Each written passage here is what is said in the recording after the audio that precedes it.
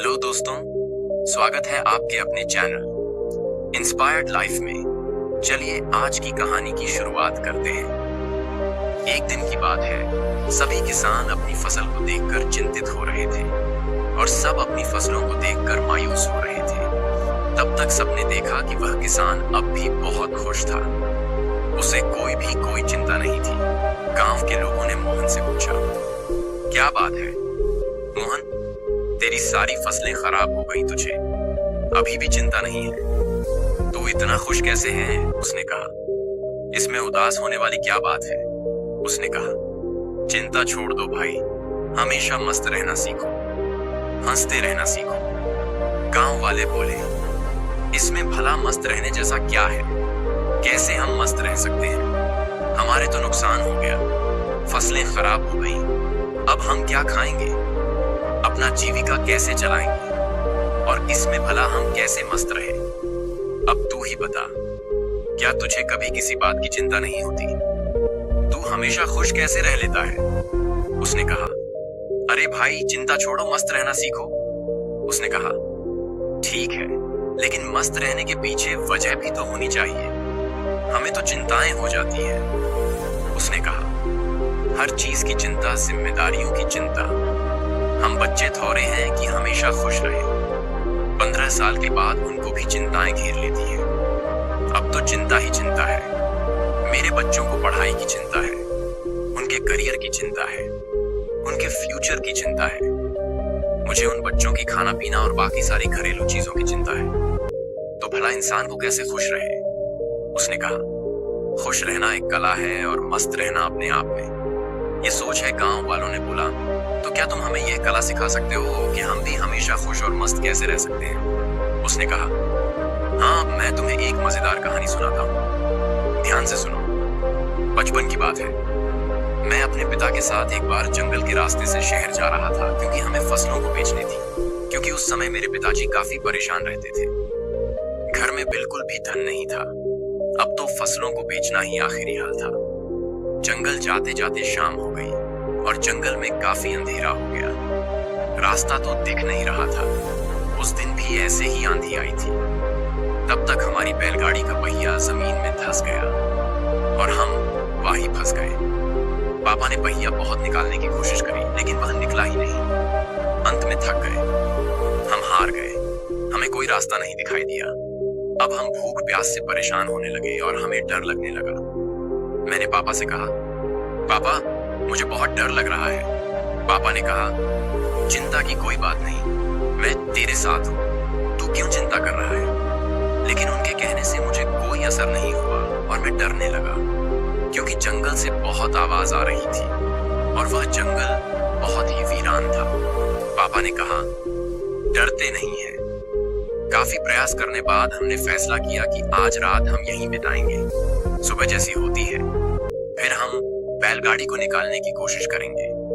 फिर देखते हैं क्या कैसे करना है। लेकिन बात सुबह की नहीं थी। बात यह थी कि आखिर अब रात को खाएंगे क्या, क्योंकि हमारे पास जितना भोजन था हमने रास्ते में खत्म कर दिया था। हम दोनों बैठकर कुछ सोच ही रहे थे। तभी एक कुटिया दिखाई दी जिसमें से प्रकाश की रोशनी आ रही थी। पापा ने बोला, तुम यहीं पर रुककर आराम करो, मैं अभी कुछ देखता हूँ, शायद कोई मदद के लिए उपाय मिल जाए।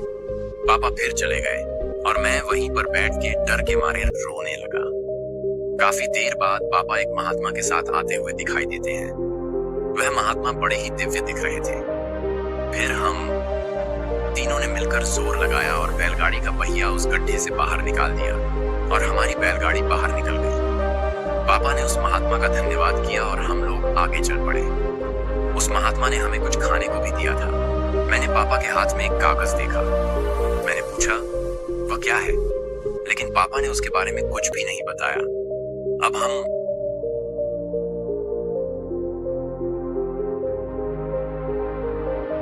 आगे बढ़ते चले। पापा ने बताया नहीं कि महात्मा ने हाथों में क्या दिया था। मैंने उनसे फिर पूछा कि पापा, हाथ में क्या है? उन्होंने बोला, कुछ नहीं है, ये तेरे काम की चीज नहीं है। धीरे धीरे काफी समय गुजर गया और हम निकल गए। काफी वक्त गुजर जाने के बाद मैंने पापा से पूछा, पापा, उस पत्र में ऐसा क्या था कि जो आप मुझे बताते नहीं हो? तब पिताजी ने कहा, जब मैं इस दुनिया में नहीं रहूं तो मेरे मरने के बाद तुम उस पर्चे को खोलना, लेकिन एक बात और याद रखना, उस पर लिखी बातों को तुम जीवन भर याद रखना और कभी भी भूलना मत। उसने कहा, ठीक है पापा, अब काफी समय गुजर गया। गांव के लोगों ने मोहन से पूछा, वह सब तो ठीक है, लेकिन हमें चिंता क्यों ना हो? हमें तो चिंता होगी ना, हमारी फसलें खराब हो गई। मोहन ने कहा, क्या तुम फसलों को ठीक कर सकते हो? उसने कहा, नहीं। मोहन ने पूछा, क्या तुम दिन को रात बना सकते हो? उसने कहा, नहीं। उसने पूछा, क्या तुम हवाओं को रोक सकते हो?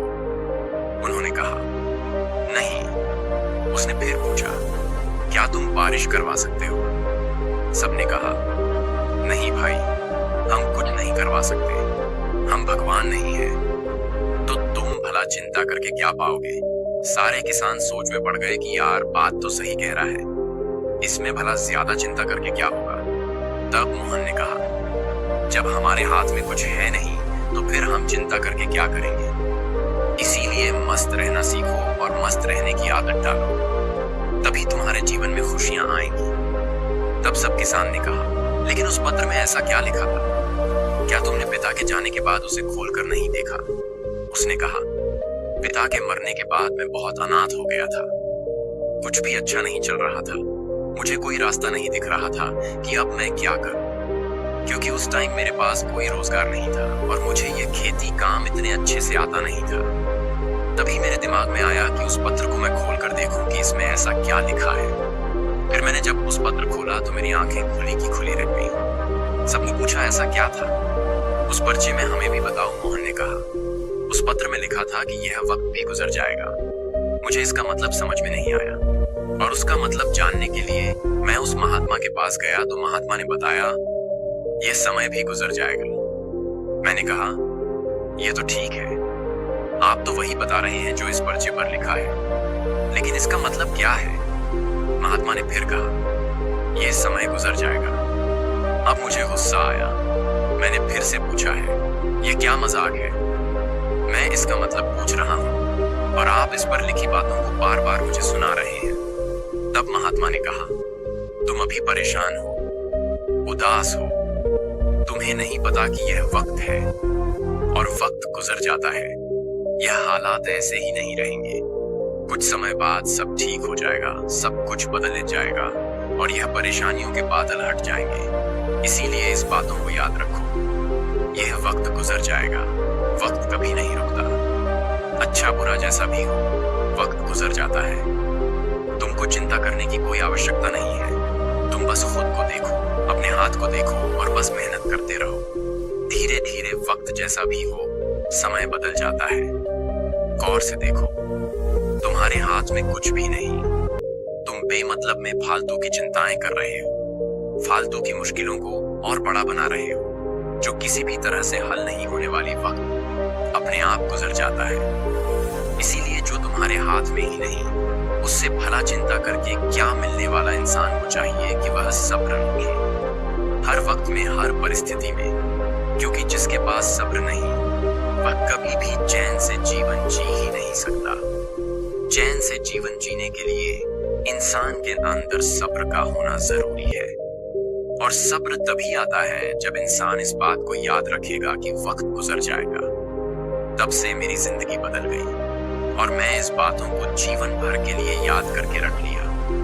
अब जो कुछ भी होता है मैं चिंता नहीं करता, बस मेहनत करता रहता हूँ, कोशिश करता हूँ चीजों को ठीक कर सकूं, लेकिन जो मेरे हाथ में है ही नहीं, मैं उसको चिंता करके भला क्या करूं? इसीलिए मैं अब मस्त रहता हूँ और लोगों से यही कहता हूँ कि मस्त रहो, ज्यादा चिंता मत करो और ज्यादा सोचो मत। जीवन चल रहा है, जीवन गुजर रहा है और जीवन गुजर जाएगा। दोस्तों, आपने आज के इस वीडियो से क्या सीखा वह मुझे आप कमेंट में बता सकते हैं और इसी के साथ में उम्मीद है कि आपको आज की वीडियो पसंद आई होगी। तो इस वीडियो को उस इंसान को शेयर करें जिससे यह कहानी सुनने की जरूरत है और साथ ही साथ वीडियो को लाइक और चैनल को सब्सक्राइब करें। तो चलिए फिर मिलते हैं ऐसी एक और नई वीडियो में एक नए मैसेज के साथ। तब तक के लिए अपना ख्याल रखें। धन्यवाद और नमो बुद्धाय।